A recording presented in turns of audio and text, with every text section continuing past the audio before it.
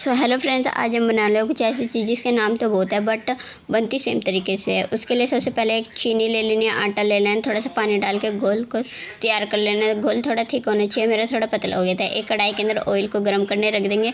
एक मालपुआ उसके अंदर डाल के देख लेंगे कि तेल गर्म हुआ है या नहीं। उसके बाद सारे मालपुओं को डाल देना है, उनको दोनों तरफ से अच्छे से पका लेना है। इसके बाद हमारे मालपुए बन के रेडी हो चुके हैं।